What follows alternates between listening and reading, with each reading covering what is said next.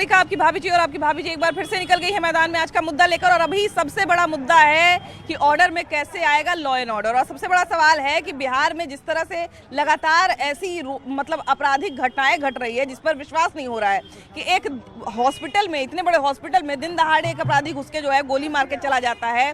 गांधी मैदान जैसे इलाके में जहाँ पे डीएम आवास है, जहाँ पे थाना है, बहुत सारा थाना उसके आसपास भी लगता है, वहाँ पर एक बड़े व्यापारी की हत्या कर दी जाती है। तो ये सब मामला जब भी होता है तब पुलिस पर सवाल उठना लाजमी है, सरकार के कार्य पर सवाल उठना लाजमी है। लेकिन सबसे बड़ा सवाल यही है कि भैया ऑर्डर में कैसे आएगा लॉ एंड ऑर्डर अगर इस तरह का माहौल रहेगा तो। देखिए, ऐसा प्रतीत होता है कि बिहार में सुशासन की राज जो माननीय मुख्यमंत्री जी कहते हैं, हाँ। कहीं पर सुशासन नहीं दिख रहा है। जिस तरह से कल जो घटना हुई पार्स अस्पताल में, बगल में पटेल पुलिस लाइन पर जहां सारे बड़े बिहार के पदाधिकारी बैठते हैं, पुलिस वाले को वहीं ड्यूटी लगता है और वहीं से पूरे बिहार का संचालन होता है प्रशासन का। हाँ। गांधी मैदान के नज़दीक थाना से कुछ कदम पर बड़े व्यवसायी गोपाल खेमका की दिन दहाड़े हत्या कर दी गई। बिहार में भय का वातावरण है, डर का माहौल है। किस समय कौन सी घटना हो जाएगी कहना मुश्किल है और किसके साथ हो जाएगी। बिल्कुल। तो ये कोई ऐसा नहीं है कोई सुरक्षित है। यहाँ व्यवसाय से लेकर पत्रकार भी सुरक्षित नहीं है। यहाँ पर आपको कार्रवाई करनी चाहिए, यहाँ पर जो पुलिस का भय दिखना चाहिए। आज सारा प्रशासन जो है कि नहीं, आप पूरे बिहार में देख लीजिए कि शराब का, जहाँ सब जगह गली में शराब, दारू, गलत कार्य हो रहे हैं, सूखा नशा हो रहे हैं, तमाम तरह का नशा का व्यापार हो रहा है। और बिहार में कहते हैं सुशासन राज है। भैया पुलिस की कार्यप्रणाली पर बार बार सवाल उठता है और इसमें कोई दो राय नहीं है कि पुलिस की कार्यप्रणाली पर इस तरह का जब भी कोई घटना होता है तो सवाल उठता ही है। हमारे पास अगर कोई दिक्कत आएगी तो हम सीधा पुलिस को याद करेंगे। आखिर पुलिस के काम में ऐसा क्या कमी हो जा रहा है कि पुलिस पर इतना सवाल उठ रहा है? देखिए, माफ कीजिएगा, पुलिस तो मुस्तैदी से, ईमानदारी के साथ जवाबदेही का निर्वहन करने में लगी है, लेकिन दारू वाले के पीछे भाग रही है, मोटरसाइकिल वाले को पीछे से खींच रही है। जो वरीय पदाधिकारी कह रहे हैं 15 साल 18 साल से वो आईपीएस बन चुके, एसपी बने, डीआईजी बने, उसके पहले आईजी बने। वो लोग अपना वक्तव्य स्टेटमेंट देके किसान पर छोड़ रहे हैं कि किसान जब बेरोजगार हो जाता है तो अपराध करता है। गांव के लोगों पर छोड़ रहे हैं कि इस मौसम में बेकारी, बेरोजगारी और गांव वाले के पास काम नहीं है, उनका मेंटेलिटी जो है और काम का कार्य जो है वो अपराध के तरफ लौट जाता है। गांव वाले को, किसान को रोड पर आ जाना चाहिए कि क्यों एक आईपीएस ने एक इस तरह का जो है बयान विहीन इस तरह का स्टेटमेंट देके जो अपना जवाबदेही है किसानों पर लादा। ऐसा होता है। ऐसा होता है। देखिए, अपराधी चाहे किसी भी स्थिति में अपराध करे, लेकिन अपराध जब हो रहा है तो हम तो पुलिस के पास ही जाएंगे ना। हमारे पास तो बॉडीगार्ड 4 को नहीं है कि हम अपना सुरक्षा करवा लेंगे। अगर हमारे साथ कोई दिक्कत होती है, हमारे साथ कुछ बुरा होता है, कोई अपराध होता है हमारे आसपास, तो हम तो पुलिस का ही मुंह देखेंगे। ये सरकार ने प्रशासन को निकम्मा और निढल्ला बना दिया, क्योंकि ये खुद एक बदहाल सरकार है जो बदहाली की जिंदगी में जी रही है। उसने प्रशासन को खुला चुनौती नहीं दिया, खुला हाथ नहीं रखा। बालू और दारू, ये 2 चीज़ के पीछे प्रशासन को लगा दिया। हेलमेट के पीछे प्रशासन को लगा दिया। रोड पर चलने वाले को परेशानी हो रही है, आए दिन जाम की समस्या उत्पन्न हो रही है। अपराध पर नियंत्रण तभी होगा जब सरकार चाहेगी तब। ये सरकार बिल्कुल तरह से विफल हो चुकी है। 4 आईपीएस अफसर मिलकर सरकार को चलाते हैं। अस्पताल की कुव्यवस्था रहती है। जो सरकार खुद को सुशासन की सरकार बताती है, ये दुशासन की सरकार है। सबसे बड़ा सवाल यही है कि नीतीश कुमार जिस समय आए थे उन्होंने बताया था कि वो सुशासन की सरकार चला रहे हैं, और बिल्कुल सही बात है कि जिस समय आए थे उस समय अपराध के मामलों पर बहुत नियंत्रण भी हुआ था। लेकिन अभी की अगर हम बात करें तो अभी जो स्थिति बनी हुई है तो बड़ा दिक्कत महसूस होता है। तो बिहार से कैसे खत्म होगा? पुलिस के भरोसे ही है जनता, आम जनता पुलिस के भरोसे ही है। देखिए, जब तक प्रशासन टाइट नहीं होगा, जब तक कुछ नहीं होगा, खाली प्रशासन दारू और बालू को पकड़ने में लगा हुआ है और इसके पीछे बिहार बर्बाद हो रहा है। नीतीश बाबू कहें कि जो हम दारू बंद कर दिया, बंद नहीं किया बल्कि लाइसेंस दिए हैं कमाने के लिए प्रशासन को।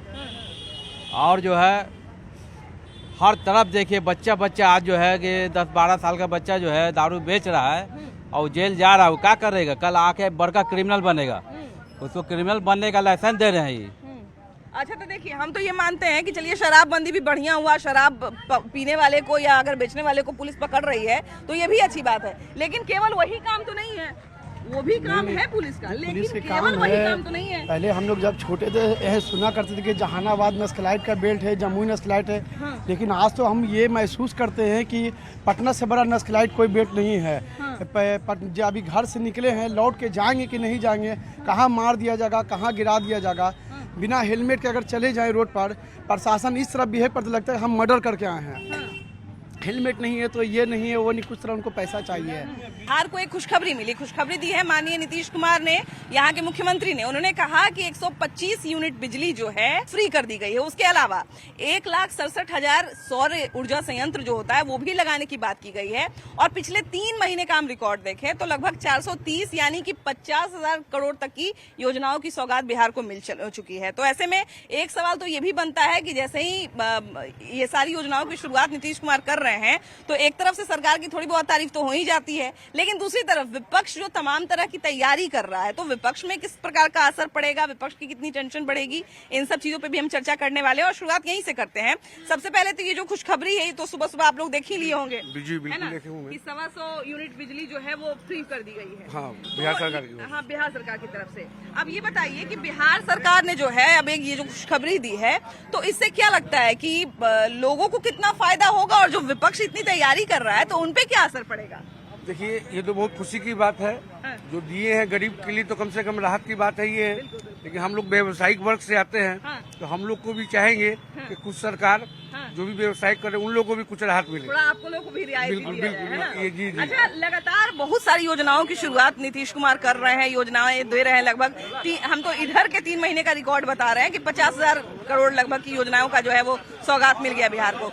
विपक्ष को कितना टेंशन होना चाहिए? तो विपक्ष का तो काम ही है, नहीं मुद्दा उठाएगा तो इसी बहाने तो जनता का भलाई हो। हाँ भाई, बिल्कुल, हम तो यही चाहेंगे कि विपक्ष इसी तरह आवाज उठाते रहे कि किसी बहाने सरकार जागे और जनता का भलाई हो। हाँ बिल्कुल, और जनता की भलाई हमको लगता है कि अल्टीमेटली सबसे ज्यादा जरूरी है। अभी देखिए कि 125 करोड़ बिजली फ्री कर दिया गया है ना, तो क्या लगता है कितना लोगों को फायदा होगा? आज दूसरा तरफ के नेता है, विपक्ष के नेता है, उनको कितना टेंशन बढ़ेगा? तो गरीबों को थोड़ा राहत मिलेगा और दुकानदार के लिए भी तो कुछ चाहिए। हाँ, दुकानदार के लिए भी कुछ इसमें संविधान में कुछ निकाला जाए कि उसमें भी कमी आ जाए, बिजली बिल में जो राहत मिले। और अभी सौर ऊर्जा संयंत्र लगाने की भी सरकार बात कर रही है कि हम जो है वो सौर मतलब जो सोलर प्लेट जो होता है वो सब भी लगवाएंगे। सोलर प्लेट तो गांव की ये है, तो गांव में लगे तो बहुत बढ़िया है, खुशी की बात है।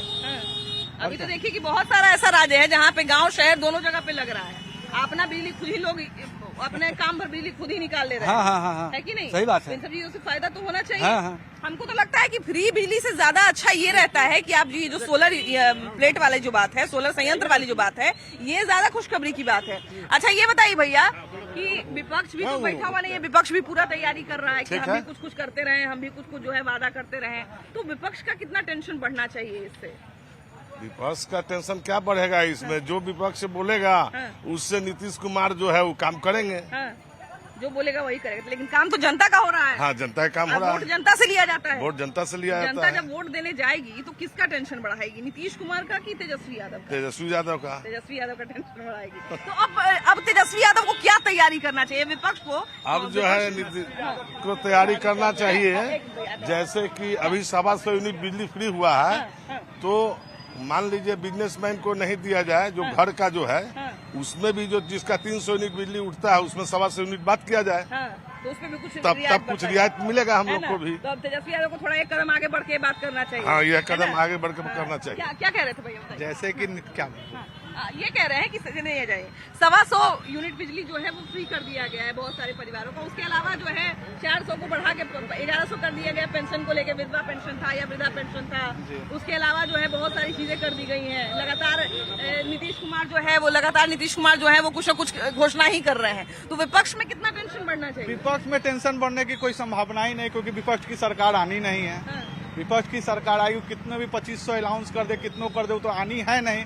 वो 5000 अलाउंस कर दे, उससे मतलब नहीं है। जो जायज 1100 नीतीश कुमार दे रहे हैं वही दे, उससे बहुत है। उतना ही बहुत है। नहीं, आप क्या कहते हैं भैया कि अब विपक्ष को क्या तैयारी करना चाहिए? विपक्ष को तो हमको लगता है कि वॉकओवर दे देना चाहिए नीतीश जी को। अभी कैसे वॉक ओवर देते हैं तो समय बचा। मेरे जितना कुछ नया तैयारी करें, नहीं कुछ नया जितना वादा करें। नहीं, बिहार सरकार अभी जितना योजना ला रही है हाँ, वो सब गरीबों के लिए ला रही है। इसमें ठीक है, लेट है, लेट से मतलब लेकिन समय पे आ गया, हाँ, तो समय पे ठीक है। हम धन्यवाद देते हैं, तेजस्वी जी को भी धन्यवाद देते हैं कि कम से कम वो विपक्ष में रहते हुए ये काम को दर्शा रहे हैं और नीतीश कुमार उसको पूर्ण कर रहे हैं। जब पूरा कामें कर लेंगे तो तेजस्वी के पास क्या मुद्दा रह जाएगा? हाँ भाई। कोई तो मुद्दा है नहीं उनके पास। हाँ।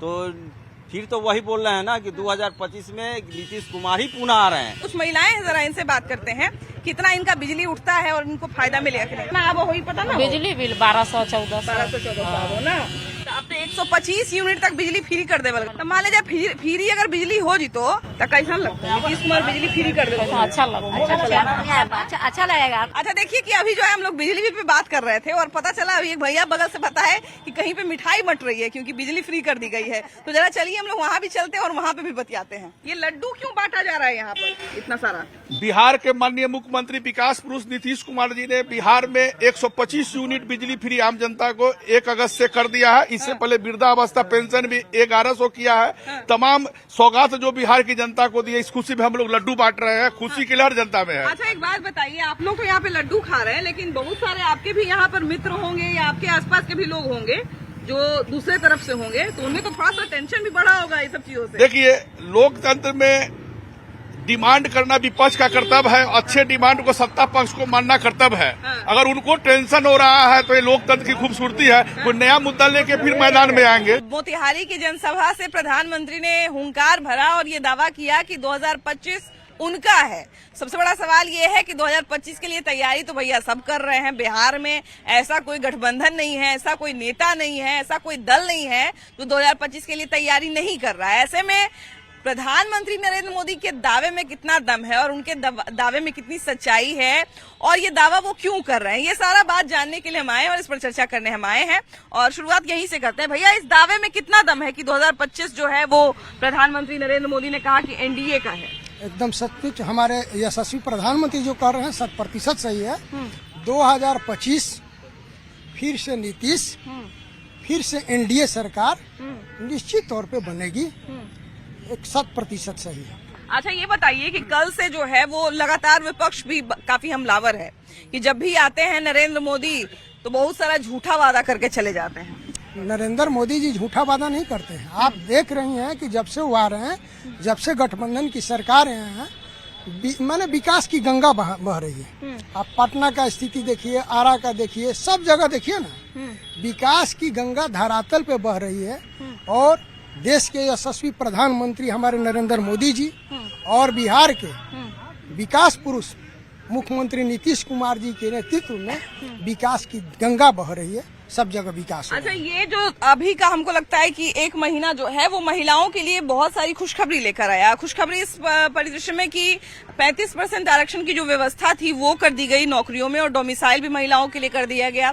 दूसरी चीज ये हुई कि उस पर जो है कैबिनेट की मुहर भी लग गई और नीतीश कुमार ने ये भी घोषणा की जल्दी ही हम TRE 4 का जो है वो परीक्षा आयोजित करवाएंगे और उसमें महिलाओं की जो भागीदारी है 35% की उसको भी सुरक्षित करवाएंगे। महिलाओं के लिए ये महीना जो है बड़ा अच्छा रहा। महिलाओं को जो है वो नौकरी में आरक्षण मिल गया। जी मिल गया है। तो उसका भी जिक्र कल कर रहे थे प्रधानमंत्री जी। महिलाओं के लिए नरेंद्र मोदी कितना कुछ कर रहे हैं? नरेंद्र मोदी और नीतीश दोनों कर रहे हैं महिलाओं के लिए।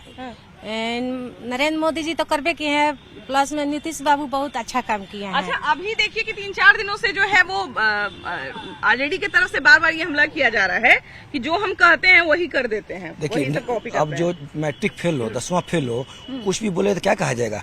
उन लोगों को विकास से कोई मतलब नहीं है, क्योंकि हमारे एनडीए सरकार 11 साल से केंद्र सरकार में और 20 साल से बिहार में है।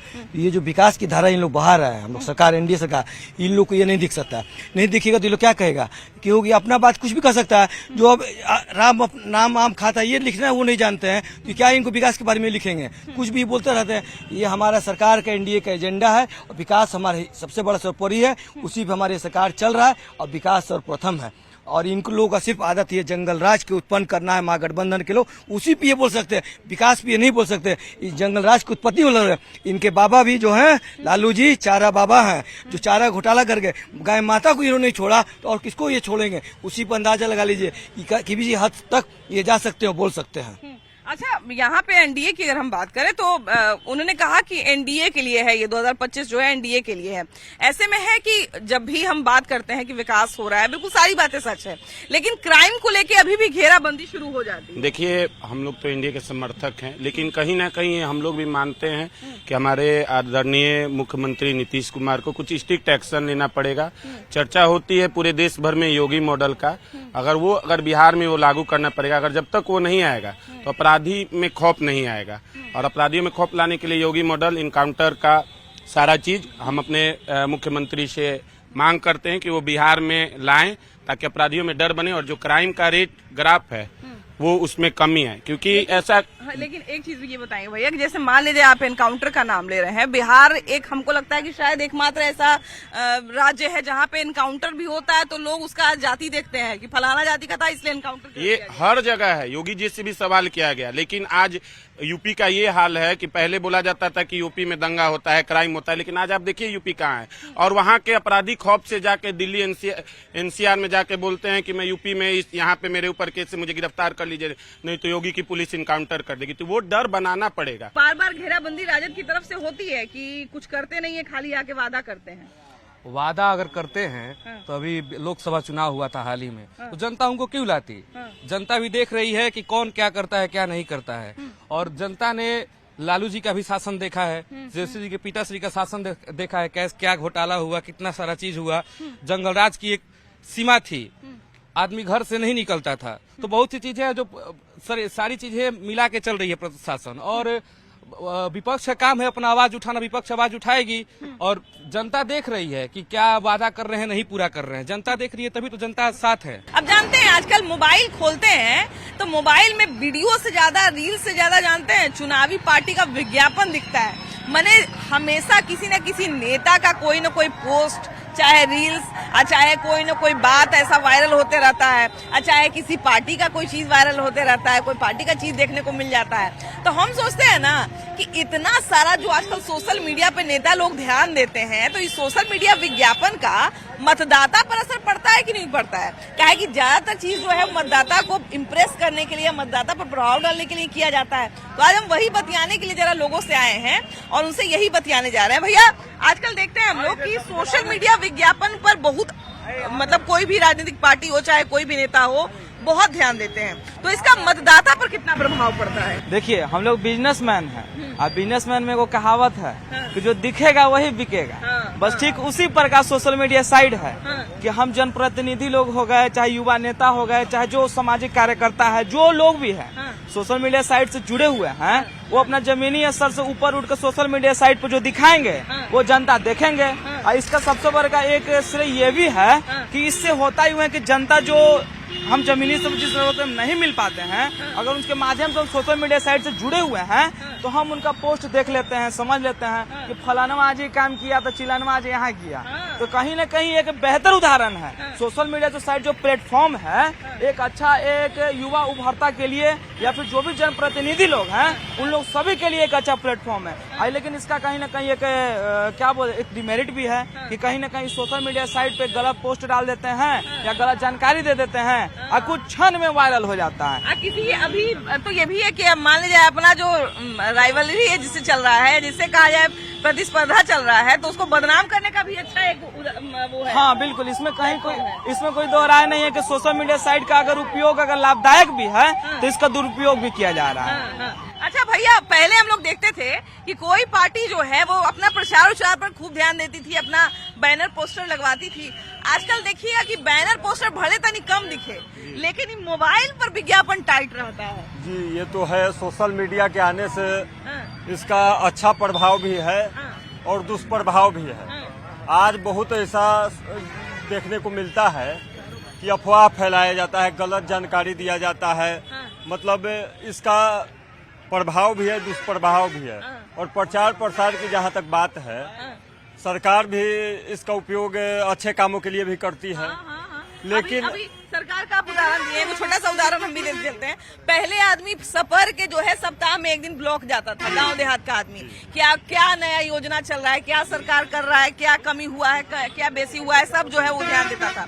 अभी है कि मोबाइल पर सूचना जारी कर दिया, बाद में अखबार में आता, पहले मोबाइल से पता चल जाता। देखिए हमारा जो नया जनरेशन है, जो आज मोबाइल यूज कर रहा है, उन लोगों तक तो सोशल मीडिया के माध्यम से जानकारी पहुंच जाता है। देखिए उपयोगिता सभी चीजों की है, चाहे वह पेपर हो या आपका टीवी चैनल हो या सोशल मीडिया हो, सब चीजों का अपना अपना जगह है।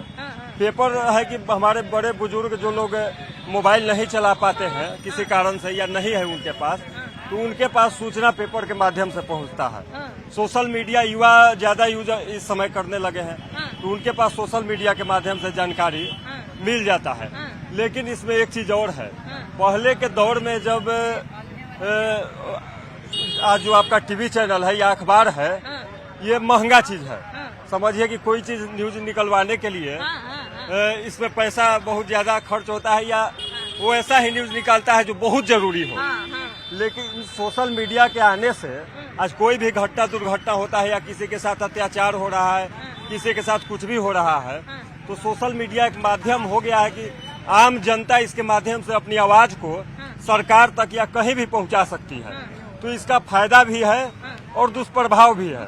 दुष्प्रभाव ये है कि देखिए आज चुनाव अब आने वाला है, चुनाव में बहुत लोग जात पात की राजनीति करते हैं, बहुत तरह की राजनीति चुनाव में होता है। तो इसमें सोशल मीडिया पर समझिए कि अफवाह फैलाने में या जात पात करने में, इन सब चीजों में दुरुपयोग करता है। तो सरकार आजकल ये भी देखे होंगे कि तेजस्वी यादव का जो पार्टी है वो बीजेपी या नीतीश कुमार के खिलाफ, चाहे नीतीश कुमार का पार्टी जो है वो तेजस्वी यादव के खिलाफ, देखते होंगे वीडियो भी बना के खूब चलवाते रहते हैं, है ना? जैसे देखिए तो पता है तब ना कि लोग खूब ये सब चीज देखते हैं। हाँ, जैसे देखिए आज सोशल मीडिया का उपयोगिता बहुत ज्यादा हो गया घर घर में। जो आज सबसे दलित पिछड़ा, अति पिछड़ा, जो आज मुसहर समाज जिसको लोग बोलते हैं, सबसे पिछड़ा तो समाज में अभी तक वही है। उसके घर में भी जाइएगा तो उसका बच्चा टीवी चैनल या मोबाइल चला रहा है। तो जो ओरिजिनल जानकारी है आज आप किसी को बरगला नहीं सकते हैं, कोई कितना भी नीचे हो। सोशल मीडिया है, वो सब चीज देख रहा है, टीवी पर सब चीज देख रहा है।